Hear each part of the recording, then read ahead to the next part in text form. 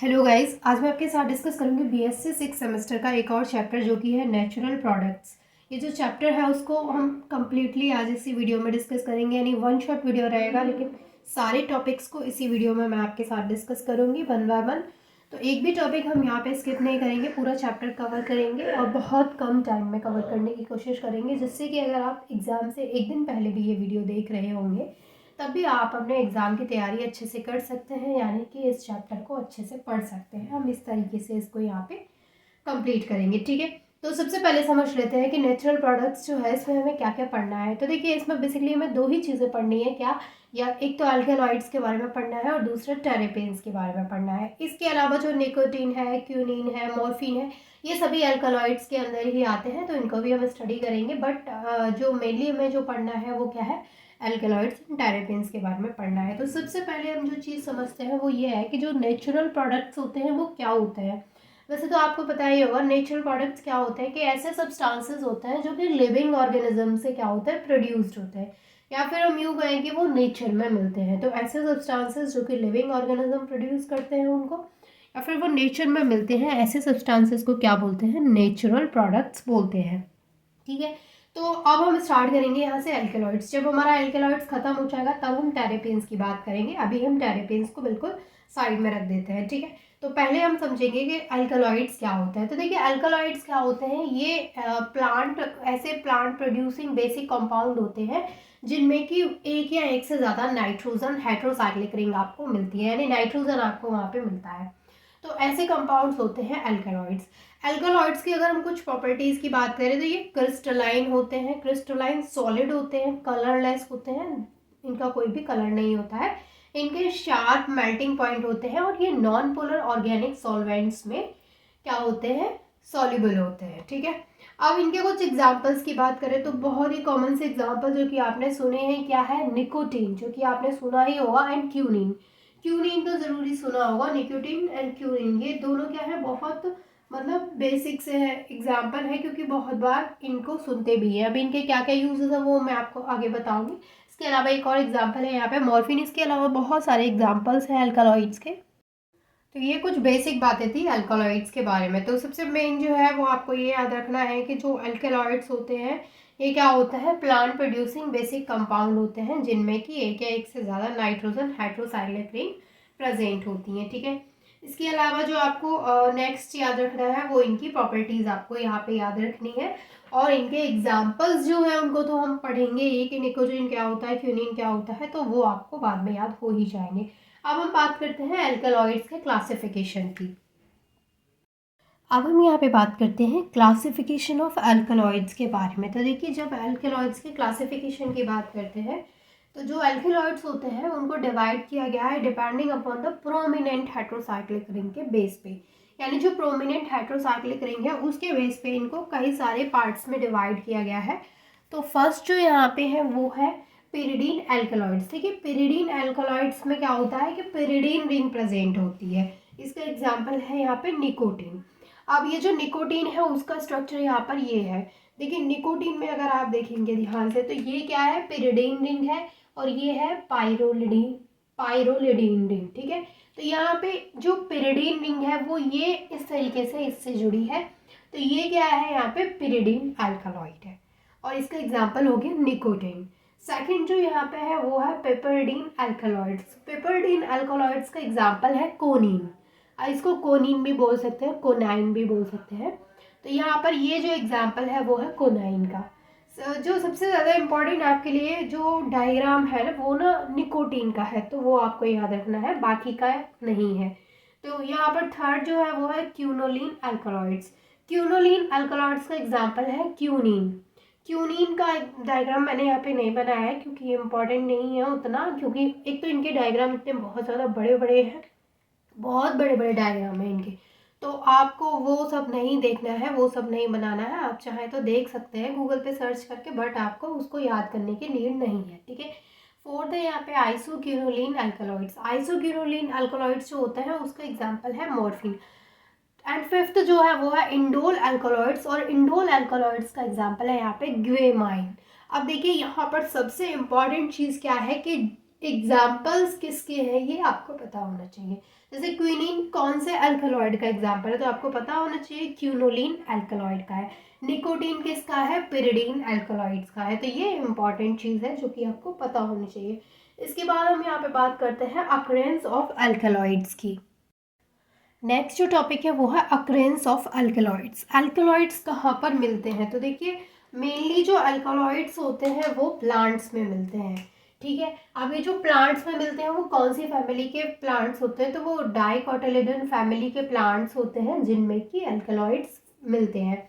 अब ये dicotyledon family के प्लांट्स में मिलते हैं तो ठीक है, लेकिन प्लांट्स में भी तो कई सारे पार्ट्स होते हैं, तो कौन से पार्ट्स पे ये मिलते हैं, तो ये जो लोकलाइज्ड होता है वो सीड्स, लीव्स, बार्क और रूट, यानी प्लांट की seeds, leaves, bark and root पर ये मिलते हैं जो अल्कलॉइड्स होते हैं, ठीक है। ये जो जनरली मिलते हैं वो सॉल्ट्स, प्लांट एसिड के सॉल्ट की फॉर्म में मिलते हैं, यानी they are generally found as a salts की फॉर्म में मिलते हैं of plant acids such as, जैसे ऑक्सैलिक एसिड है, मैलिक एसिड है, इनके सॉल्ट्स की फॉर्म में मिलते हैं। ये जो यहाँ पे प्लांट एसिड्स लिए हैं हमने, ऑक्सैलिक, टार्टरिक है, सिट्रिक है, मैलिक है, इनके सॉल्ट्स की फॉर्म में ये मिलते हैं और ये डाइकोटिलिडन फैमिली के प्लांट्स में मिलते हैं। और कहाँ कहाँ पर मिलते हैं, सीड्स, लीव्स, बार्क और रूट पर ये मिलते हैं प्लांट्स की, ठीक है। ये बात हुई इसके अक्रेंस की। अब हम बात करेंगे इसके एक्सट्रैक्शन की कि किस तरीके से इनको एक्सट्रैक्ट किया जाता है, ठीक है। देखिए जब हम अल्कलॉइड्स के एक्सट्रैक्शन की बात करते हैं तो सबसे पहले, जैसे मैंने अभी आपको एक चीज़ बताई थी कि ये कहाँ से मिलते हैं, प्लांट से मिलते हैं, चीफली ये प्लांट से मिलते हैं। तो सबसे पहले हमें क्या लेना होता है कि कोई भी प्लांट से जब इनको एक्सट्रैक्ट कर रहे हैं तो मतलब पाउडर्ड प्लांट मटेरियल लेना होता है। तो कोई भी प्लांट है उसका हम पाउडर्ड मटेरियल लेंगे, पाउडर्ड मटेरियल लेंगे हम प्लांट का और उसको डिसॉल्व करेंगे वाटर में, डिसॉल्व इन वाटर। अब ये जो हमने देखे पाउडर मटेरियल लिया हमने प्लांट का, किसका, प्लांट का पाउडर्ड मटेरियल लिया, उसको वाटर में डिसॉल्व किया। वाटर में डिसॉल्व करने के बाद इसको एसिडिफाइड कराते हैं विद मिनरल एसिड। अब क्या कराएंगे, नेक्स्ट स्टेप इसका एसिडिफाइड कराएंगे, इसको एसिडिफाइड। अब जो एसिडिफाइड कराएंगे इसको वो किसी मिनरल एसिड के साथ में कराएंगे। मिनरल एसिड जैसे कि डाइल्यूट HCl ले सकते हैं या फिर H2SO4 यानी सल्फ्यूरिक एसिड ले सकते हैं। क्या है ये, मिनरल एसिड है। तो इसके साथ जब इसको क्या कराते हैं, एसिडिफाइड कराते हैं, तो जो मिनरल एसिड है वो क्या करता है, जो अल्कलॉइड्स हैं उनको हाइड्रोक्लोराइड्स में चेंज कर देता है। यानी यहाँ पर लिखिए मिनरल एसिड चेंजेस या फिर कन्वर्ट्स द एल्केलॉइड्स, यानी एल्केलॉइड्स को कन्वर्ट करता है ये किस में, हाइड्रोक्लोराइड्स में, इनटू हाइड्रोक्लोराइड्स।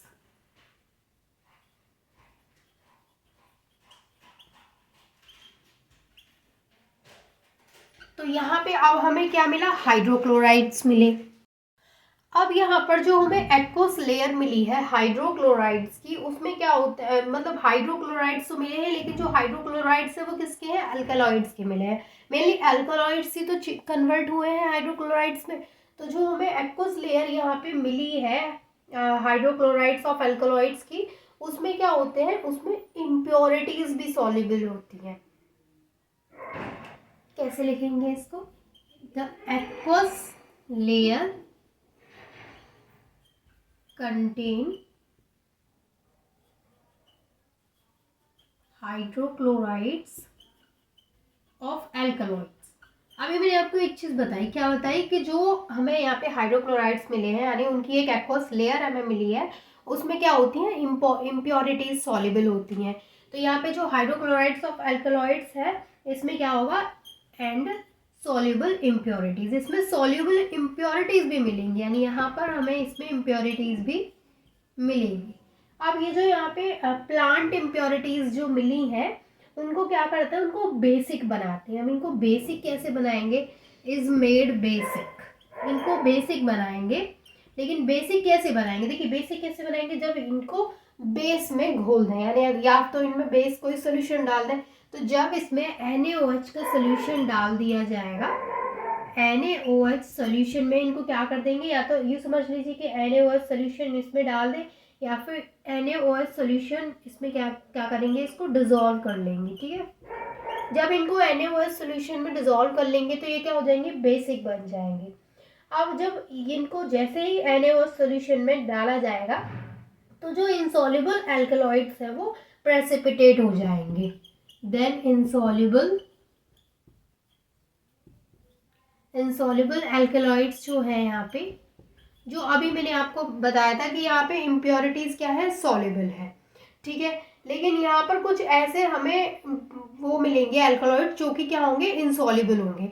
तो जो इंसॉल्युबल एल्कलॉइड्स होंगे वो क्या हो जाएंगे, आर प्रेसिपिटेटेड, यानी उनकी पीपीटी बन जाएगी, वो प्रेसिपिटेट हो जाएंगे जो भी इंसॉल्युबल यहाँ पे एल्कलॉइड्स होंगे। तो जो यहाँ पे सॉलिड मास ऑब्टेन्ड होगा उसको एक्सट्रैक्ट करेंगे हम with ether. Then the solid mass obtained, तो यहाँ से जो हमें सॉलिड मास ऑब्टेन हुआ है उसको क्या करेंगे, एक्सट्रैक्ट करेंगे विद ईथर, ईथर के साथ में extract with ether.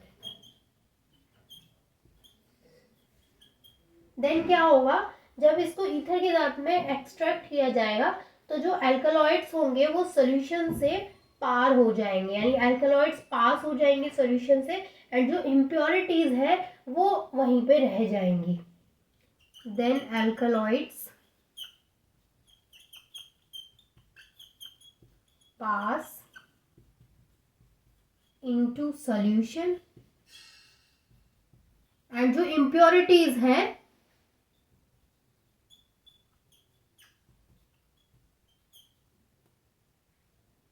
Are left behind.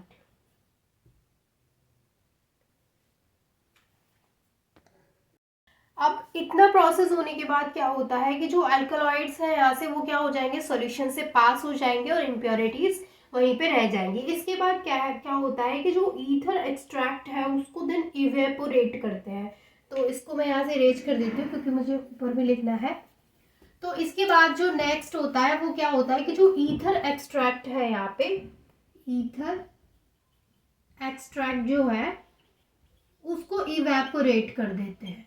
अब देखिए जब इसको यहाँ पे इवेपोरेट कर देंगे तो इसको इवेपोरेट करने का रीजन क्या है, ताकि यहाँ पे मिक्सचर ऑफ प्योर एल्कलॉइड्स मिले। तो जब इसको हम इवेपोरेट करेंगे तो टू गिव, ये क्या देगा, to give a mixture of pure alkaloids, ये प्योर एल्कलॉइड्स का मिक्सचर देगा।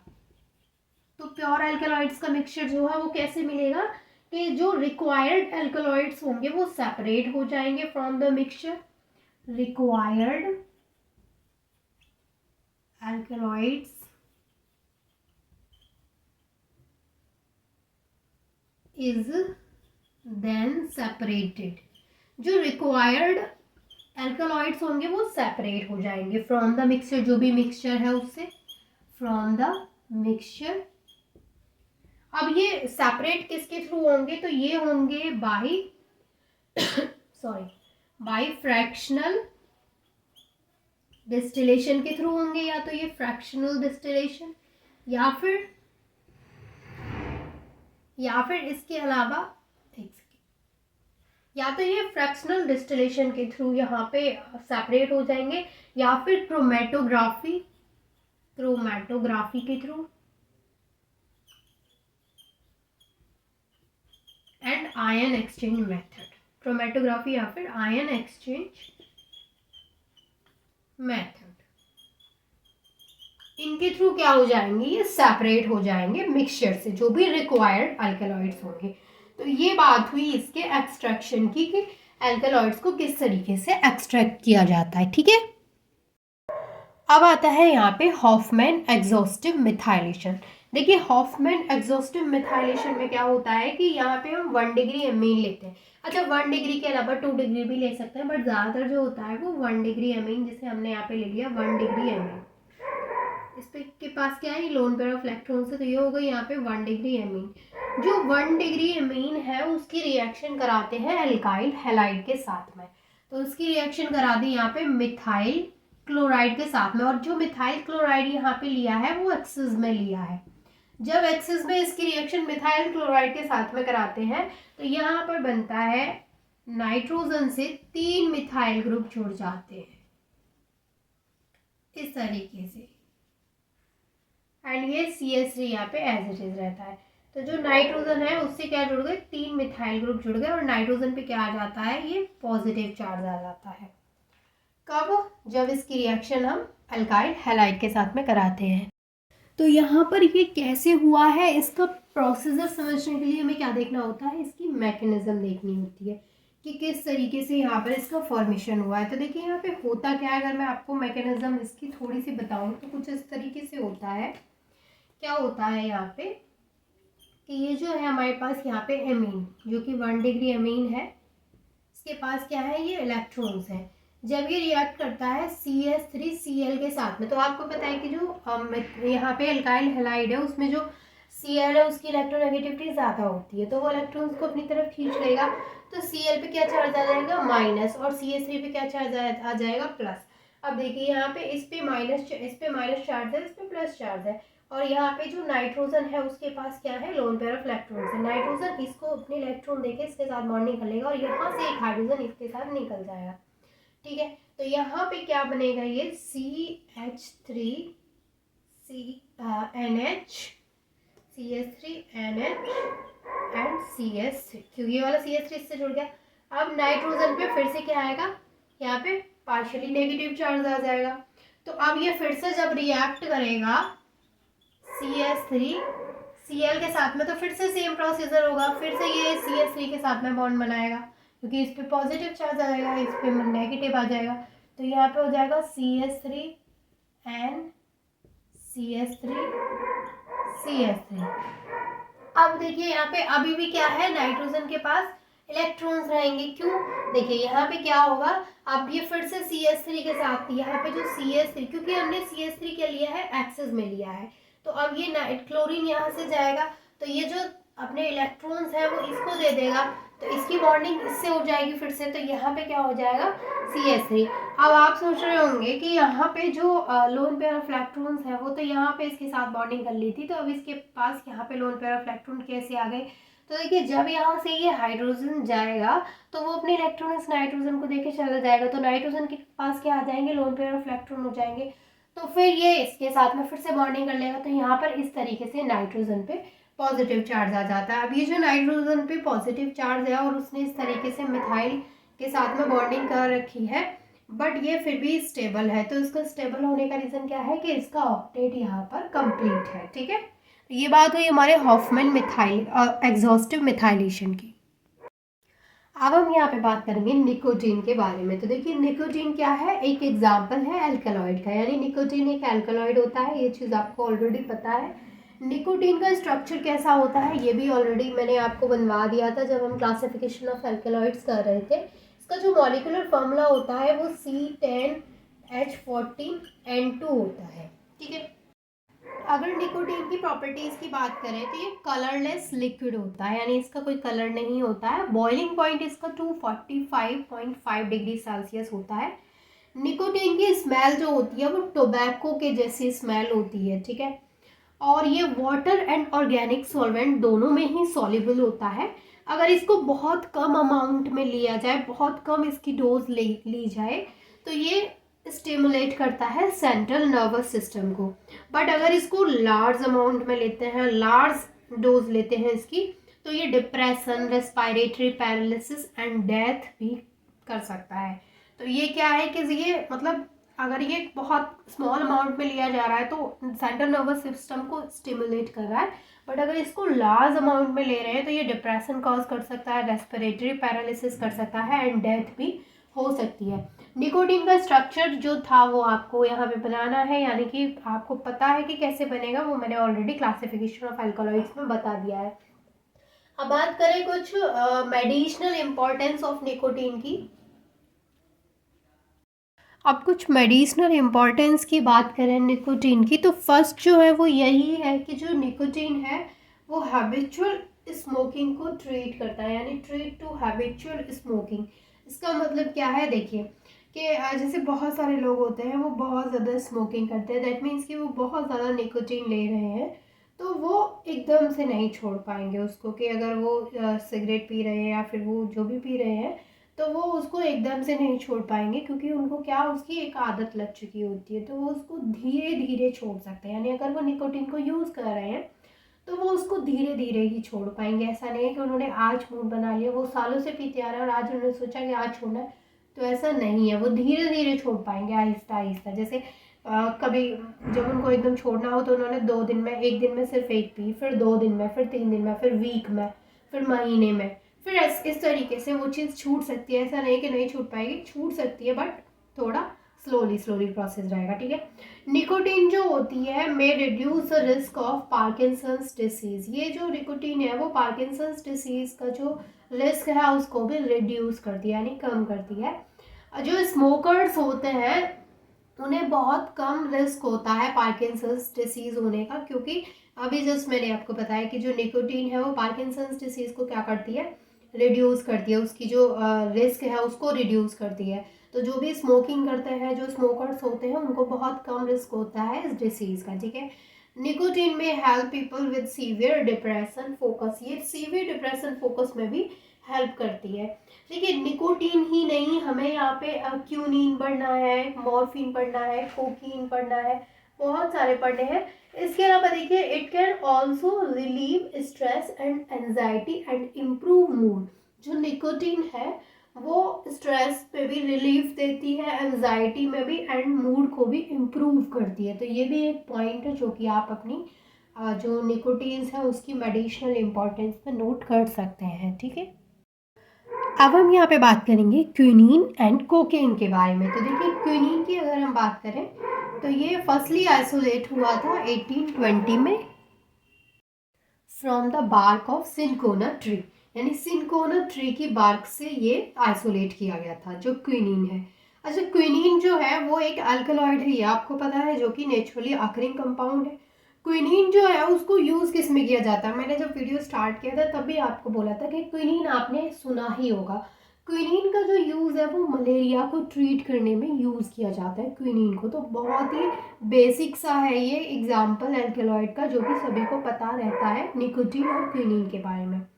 अच्छा जो मलेरिया है वो कॉज्ड होता है प्लाज्मोडियम फाल्सीपेरम के द्वारा, और उसको ट्रीट करने के लिए क्विनीन का यूज़ किया जाता है। तो ये बात हुई क्विनीन के बारे में। अब हम बात करेंगे कोकेन की। कोकेन जो है इसको एनेस्थेटिक के रूप में यूज़ किया जाता है। एनेस्थेटिक मीन्स कि जैसे कोई भी सर्जरी हो रही है तो सर्जरी के दौरान विदाउट पेन सर्जरी करनी है तो उसके लिए इसको यूज़ किया जा सकता है। तो ये जो है it is applied to certain areas of the body. इसको कुछ एरियाज के बॉडी के कुछ एरियाज पे अप्लाई किया जा सकता है, जैसे नोज है, माउथ है, इसके अलावा थ्रोट है, to cause loss of feeling और नमनेस, यानी फीलिंग को लॉस करने के लिए, या फिर यूँ समझिए कि नमनेस करने के लिए, नम करने के लिए। तो इससे क्या होता है कि जैसे सर्जरी किस कोई भी पर्सन है उसकी सर्जरी हो रही है तो उसको विदाउट पेन, यानी विदाउट पेन अगर उसकी सर्जरी करनी है तो कोकीन को वहाँ पे यूज़ किया जा सकता है, क्योंकि ये क्या करता है, नम कर देता है उस पार्ट को। तो उससे क्या होता है कि जो भी पेशेंट है उसकी सर्जरी या फिर कोई भी प्रोसीजर अगर हो रहा है तो उसमें क्या होता है वो विदाउट पेन हो सकता है, तो उसके लिए इसको यूज़ किया जाता है। ये एक एनेस्थेटिक होता है, ठीक है। अब हम यहाँ पे बात करेंगे मॉर्फिन एंड रिजरपाइन के बारे में। तो देखिए मॉर्फिन या फिर इसको रिजरपाइन बोल लीजिए या फिर रिजरपिन। तो जो मॉर्फिन होता है इसको पेन सीवियर के तरह यूज़ किया जाता है, यानी पेन सीवियर को ट्रीट करने के लिए यूज़ किया जाता है। जब अदर मेडिसिन वर्क नहीं कर रही होती हैं तो फिर वहाँ पे मॉर्फिन को यूज़ कर लिया जाता है। ये क्या करता है, it acts on the central nervous system. ये सेंट्रल नर्वस सिस्टम पे एक्ट करता है टू रिलीव पेन, पेन से रिलीव करता है, ठीक है। तो ये आप पढ़ लीजिएगा मॉर्फिन के बारे में। और रिजरपाइन के बारे में क्या है कि ये ब्लड प्रेशर को ट्रीट करने में यूज़ किया जाता है। ये क्या करता है कि ये it works by slowing the activity of nervous system. ये क्या करता है कि एक्टिविटी जो है नर्वस सिस्टम की उसको स्लो कर देता है, causing the heart beat to slow and the blood vessels to relax. ये क्या करता है, हार्ट बीट को स्लो कर देता है और जो ब्लड वेसल्स होती हैं वो रिलैक्स हो जाती हैं। तो ये होता है रिजरपाइन जो होता है, उसका मेनली जो वर्क है वो blood pressure, high blood pressure को ट्रीट करना होता है। ठीक है, तो ये जो अब तक हमने बात की थी, जितने भी टॉपिक्स हमने उठाए वो सभी अल्कलॉइड्स के बारे में चल रहे थे। अब हमारा अल्कलॉइड्स होता है यहीं पे ख़त्म। अब हम बात करेंगे यहाँ पे टेरेपेन्स के बारे में। तो देखिए टेरेपेन्स के बारे में, टेरेपेन्स क्या होती हैं और आइसोप्रीन रूल क्या होता है ये भी डिस्कस करेंगे। इसके अलावा classification of terpenes and then properties of terpenes, और उसके अलावा ये जो हमारा चैप्टर है वो खत्म हो जाएगा। यानी अब जो पूरा टॉपिक रह गया है स्टडी करने के लिए वो है टेरेपेन्स। अब हम बात करेंगे टेरेपेन्स के बारे में। तो देखिए जो टेरेपेन्स होती हैं, सबसे पहले तो इसकी स्पेलिंग जो होती है वो होती है TEREPENES। ठीक है, ये होती है टेरेपेन्स। टेरेपेन्स जो होती हैं ये कौन से कंपाउंड्स होते हैं जो कि प्लांट्स जो होते हैं उनको odour, flavour and sometimes colour भी देते हैं। यानी terpenes are class of compounds that give plants their odour, flavour and some cases में ये कलर भी देते हैं प्लांट्स को।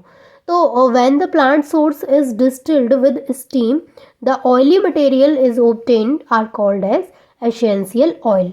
यानी जब जो प्लांट सोर्स है उसको डिस्टिल किया जाता है स्टीम के साथ में, तो जो ऑयली मटेरियल वहाँ पे मिलता है उस ऑयली मटेरियल को एसेंशियल ऑयल बोलते हैं। ठीक है, तो एसेंशियल ऑयल क्या बोलते हैं ये भी आपको यहाँ पे याद रखना है कि एसेंशियल ऑयल किसे बोलते हैं। When the plant source is distilled with steam, तो जो ऑयली मटेरियल वहाँ पे ऑब्टेन्ड होता है उसी को एसेंशियल ऑयल बोलते हैं। इसके अब हम यहाँ पे बात करेंगे आइसोप्रीन रूल की। तो देखिए जो आइसोप्रीन रूल होता है उसमें क्या होता है, मॉलिक्यूल्स ऑफ ऑल टेरेपेन्स, यानी ये सभी टेरेपेन्स जो हैं उनके मॉलिक्यूल्स क्या होते हैं, कंस्ट्रक्टेड होते हैं दो या दो से ज़्यादा आइसोप्रीन यूनिट से, या फिर हम ऐसे कह सकते हैं कि usually joined in a head to tail. यानी हेड और टेल दोनों इस तरीके से जॉइंट होते हैं और जॉइंट होने आइसोप्रीन यूनिट्स यहाँ पे जॉइन होती हैं, और वो आइसोप्रीन यूनिट्स जॉइन होने के बाद क्या बनाती हैं, यहाँ पे टेरेपेन्स का फॉर्मेशन करती हैं। देखिए एक आइसोप्रीन यूनिट ये है। ठीक है, अब यहाँ पर देखिए ये कंस्ट्रक्टेड यूनिट है।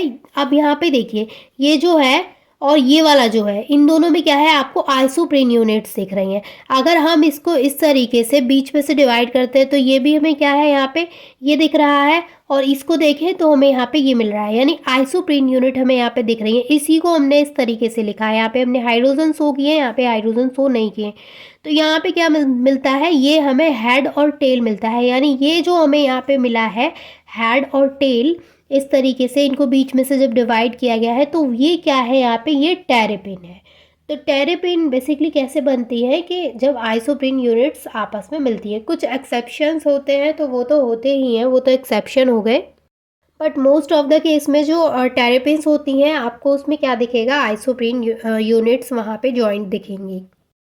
अब हम यहाँ पे बात करते हैं क्लासिफिकेशन ऑफ टेरेपेन्स की। देखिए टेरेपेन्स की जब क्लासिफिकेशन की बात आती है, मैंने स्पेलिंग में TER लिखा है हर जगह, आपको क्या करना है TERE लिखना है, टेरेपेन्स। ठीक है, तो जब भी हम टेरेपेन्स के क्लासिफिकेशन की बात करते हैं तो इनको इनकी आइसोप्रीन यूनिट्स के बेस पे क्लासिफाई किया जाता है। जैसे किसी में 2 आइसोप्रीन यूनिट है तो उस बेस पे उसका कुछ और नाम है। तो टेरेपेन्स जो है उनका जो नाम यहाँ पे क्लासिफिकेशन है वो डिपेंड करता है कि उसमें कितनी आइसोप्रीन यूनिट्स प्रेजेंट है। अब जैसे यहाँ पे देखिए 2 आइसोप्रीन यूनिट प्रेजेंट है। अब एक आइसोप्रीन यूनिट है, इसका मतलब उसमें कार्बन कितने होंगे 5, और 2 आइसोप्रीन यूनिट है, इसका मतलब उसमें कार्बन होंगे 10। तो 2 आइसोप्रीन यूनिट है, कार्बन उसमें 10 है। तो इस तरीके की जो टेरेपेन्स होती हैं उनको मोनोटेरेपेन्स बोलते हैं। मोनोटेरेपेन्स में क्या होंगे, 2 आइसोप्रीन यूनिट्स आपको देखने को मिलेंगी। सेकेंड है सेस्क्यू टेरेपेन्स। सेस्क्यू टेरेपेन्स जो होती हैं इनमें 3 आइसोप्रीन यूनिट्स होती हैं, यानी total number of carbon atoms are 15, क्योंकि 1 आइसोप्रीन यूनिट में कितना होता है, 5 कार्बन होता है, तो 3 में 15 हो गए। तो सेस्क्यू टेरेपिन में 3 आइसोप्रीन यूनिट्स होती हैं। डाई टेरेपिन में 4 आइसोप्रीन यूनिट्स होती हैं एंड कार्बन होते हैं 20। वहीं पर ट्राई टेरेपेन्स जो होती हैं उसमें 6 आइसोप्रीन यूनिट्स होती हैं और इसमें कार्बन होते हैं 30। वहीं पर टेट्राटेरेपेन्स की बात करें तो इसमें 8 आइसोप्रीन यूनिट्स होती हैं और कार्बन होते हैं 40। अब देखिए जो टेरेपेन्स हैं उनको फर्दर सब डिवाइड किया गया। सब डिवाइडेड किसके बेस पे किया गया? According according to the number of rings के बेस पे। जो नंबर ऑफ रिंग्स है मॉलिक्यूल के अंदर उनके बेस पे उनको फर्दर डिवाइड किया गया। जैसे कुछ होती हैं ए साइक्लिक। ए साइक्लिक कैसी होती हैं? जिनमें स्ट्रेट चेन होती है, रिंग तो होगी ही नहीं, ठीक है। सेकंड होती हैं मोनोसाइक्लिक। मोनोसाइक्लिक में सिर्फ एक रिंग आपको देखने को मिलेगी। थर्ड होती है डाईसाइक्लिक। डाईसाइक्लिक में आपको 2 रिंग देखने को मिलेंगी। एंड थर्ड है ट्राईसाइक्लिक, उसमें आपको 3 रिंग, और इसके अलावा बहुत सारी हो सकती हैं, तो उन्हीं के बेस पे उनका नाम रख देते हैं, ठीक है। अब देखिए ए साइक्लिक मोनोटेरेपिन में इस तरीके का एग्जाम्पल आपको देखने को मिल सकता है। इसमें क्या देख रहे हैं आप कह रहे होंगे इसमें रिंग है। इसमें रिंग नहीं है क्योंकि ये आपस में जुड़े हुए नहीं है, तो ये क्या बोला जाएगा? ये ए साइक्लिक का एग्जाम्पल है। अब इसी में अगर ऑक्सीजन जुड़ जाएगा तो ये हो गया ए साइक्लिक ऑक्सीजनेटेड मोनोटेरेपिन। तो ऑक्सीजन जुड़ गया तो इसका जो नाम है यहाँ पे वो है ओसिमिन, और इसका जो नाम है यहाँ पे वो है गेरानियोल। तो यहाँ पे क्या है? ऑक्सीजन जुड़ गया तो ये एसाइक्लिक ऑक्सीजनेटेड मोनोटेरेपिन हो गया जिसका नाम है गेरानियोल, ठीक है। देखिए मोस्ट ऑफ द टेरेपीन्स जो होती हैं वो कलरलेस होती हैं। ये हम उनकी प्रॉपर्टीज़ की बात कर रहे हैं तो वो कलरलेस होती है ज़्यादातर जो टेरेपीन्स होंगी, ठीक है। ये सॉल्युबल होती हैं ऑर्गेनिक सॉल्वेंट में, लेकिन ये वाटर में सॉल्युबल नहीं। यूजुअली वाटर में इनसॉल्युबल होती है, लेकिन ऑर्गेनिक सॉल्वेंट्स में जो टेरेपीन्स होती हैं वो सॉल्युबल होती हैं। तो आई होप कि ये चैप्टर आपको अच्छे से क्लियर हो गया होगा। अगर कोई डाउट है तो वो आप मुझसे कमेंट करके पूछ सकते हैं। And thank you so much for watching this video.